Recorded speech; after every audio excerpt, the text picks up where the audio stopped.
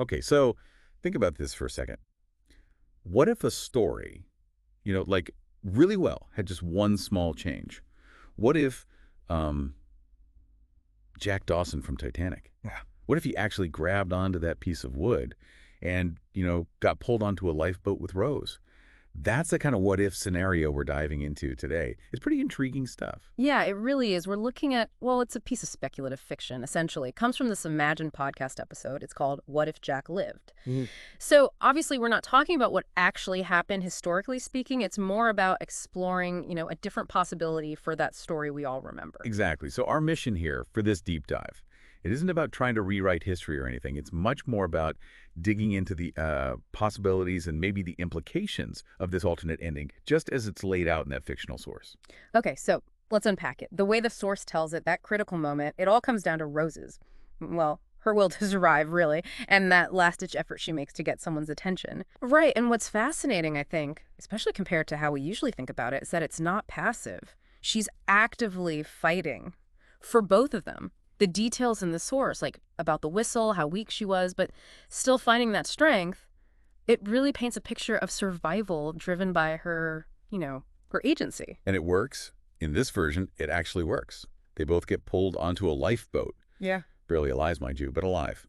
And then the source gives us this really vivid image, doesn't it? Them on the Carpathia, wrapped in blankets, watching the sunrise together. Mm-hmm. And Rose whispers, "You came back to me," and Jack says, "I never left." Wow. Knowing the original film, that hits differently, doesn't it? It really does. It carries a whole different weight. So, okay, they survive. What does that actually mean for their lives going forward, according to this alternate take? Well, if you think about the bigger picture, their survival just blows up everything that was expected of them. Right. It's a total break. Rose isn't going back to Cal, to that stifling life. Instead, the source shows them starting fresh. In New York. New York. Okay. Yeah, Jack becomes an artist, sketching the city, the people. And Rose, she gets into dance, finds her own way to express herself. It's just such a radically different path from what was laid out for them before. Absolutely. No fancy balls, no arranged futures. Instead, we get these snapshots almost of a simple life. A small apartment, but it's filled with their moments. Laughter, maybe arguments sometimes. Just the rhythm of a shared life.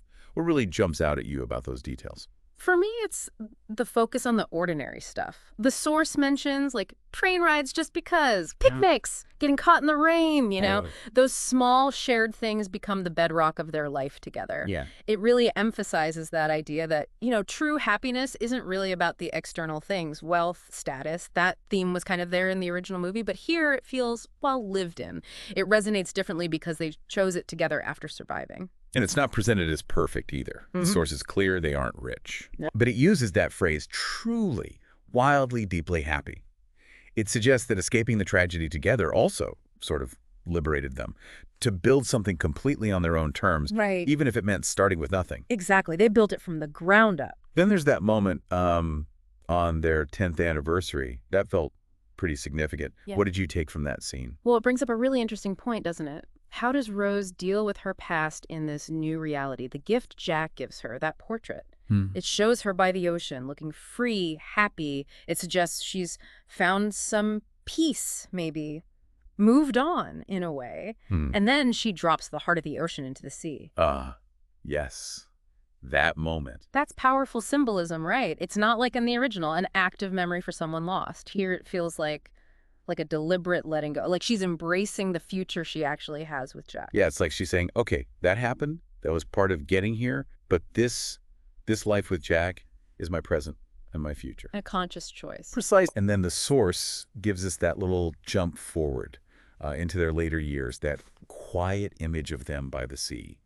Jack sketching, Rose is humming. Time has passed. But that night, it's still there, isn't it? A shared memory. It is. It's part of their foundation. And Yeah. that little exchange they have on the bench. Do you remember that night? How could I forget? You saved me. No, we saved each other. That last bit, that feels crucial to this version. Totally. It reframes it. It wasn't just Jack saving Rose or Rose surviving for Jack. It was mutual. Exactly. It acknowledges the shared trauma, sure, but also the shared act of getting through it. Physically and, emotionally. They were partners in survival in this timeline. And the source wraps up with those really evocative lines. Sometimes love is a spark. and sometimes it's the whole fire. Mm. Followed by, this wasn't just survival, it was a second chance. And in this version of the story, Jack and Rose got to live the life that love promised them together. It really gives you a sense of, well, closure. A different kind of satisfaction than the tragedy we know. It does, doesn't it? It offers a resolution that the original story, by its very nature, couldn't. It lets you contemplate, the strength of that connection and the possibility that maybe, just maybe, you can find that second chance, that love, even after something so huge. Okay, so just to kind of recap for everyone listening, the big change here, the absolute pivot, is Jack surviving with Rose. Mm-hmm. And that single change throws them onto this totally new path. Starting over in New York, he's pursuing art, she's pursuing dance. They build this life that's, simple but genuinely happy, filled with all those little moments we talked about. Right, the everyday joys. And Rose makes that very conscious choice, drop in the necklace to leave the past behind and fully embrace the future she has with Jack. A future they built together. Yeah. And even years later, that memory of the sinking is there, but it's reframed as something they overcame together. We saved each other. And the source concludes that their love wasn't just a spark, it became, well, everything for them. Their whole world, really.